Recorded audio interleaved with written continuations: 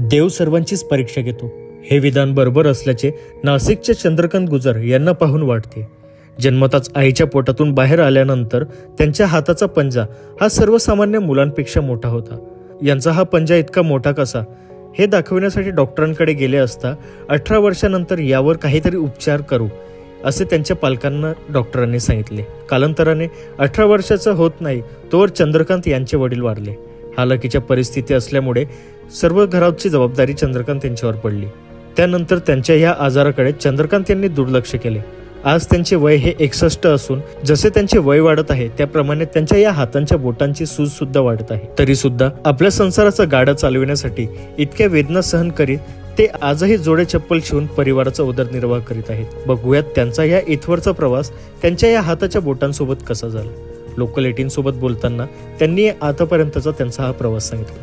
बघूयात ते काय म्हणतात। हे आता इथं वडील वासायचे ना पूर्वी, हे तर मला जन्मताचे जसा जन्म झाला ना त्याची साईज मोठी होती बोटांची। मग असं वाटलं का बा दवाखान्यात जाऊन दाखवा। तर डॉक्टरकडे गेल्यावर डॉक्टर काय म्हणे, तुम्ही वाढ संपल्यावर कराय। वाढ संपली 17-18 वर्षाचं झालो तर त्याच्या पहिलेच वडील वारलेले होते। मग काही नाविलाजाने हे वाढत वाढत एवढी साईज वाढली, आता जास्ती साईज वाढली। पुढं चालेल, जे व्हायचं ते होईल। जन्माला आल्यापासून देवाने केलेली काही असो, पण आता जिवंत जगावं लागेल ना, पोट तर भरावंच लागेल ना। वडील वारल्यानंतर मी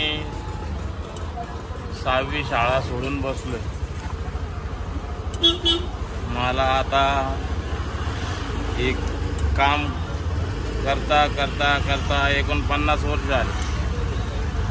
आता वय माझं 61 चालू झालंय। आपली जगायची मोहीम चालू आहे। पुढं काय होईल ते नाही सांगता येत। आता साईज वाढली बोटांची, मागे सुद्धा आता गाठी तयार झाल्या। आता दिवसांदिवस काम हे काही दिवसांनी बंदच पडल।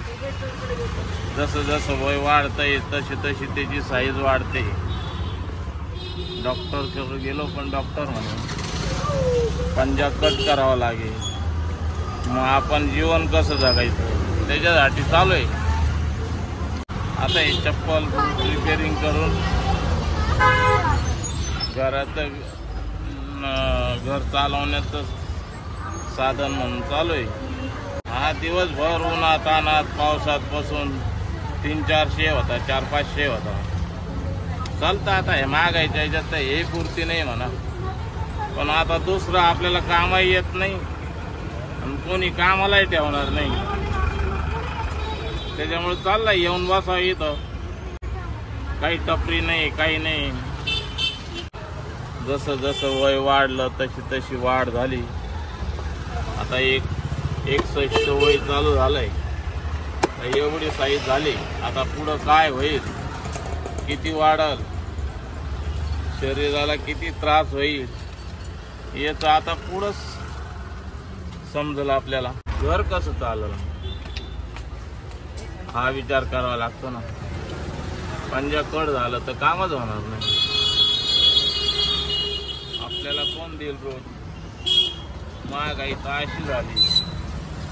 आता माझ्या हाताचं वजन बी एवढं वाढलं ना, आता कळ लागते हाताला। मग तरी पण मला हे जीवन तर जगावं लागेल। थोडेफार पैसे भेटले म्हणजे घर चालवता येईल। मुलगा आहे ना, आता शिक्षण झालेलं आहे त्याचं B.Com पर्यंत, पण त्याला नोकरी नाही। 2 मुली माझ्या याच्यावरच चालू आहे त्यांचा उदरनिर्माण। लोकल 18 कुणाल दंडगवाड, नाशिक।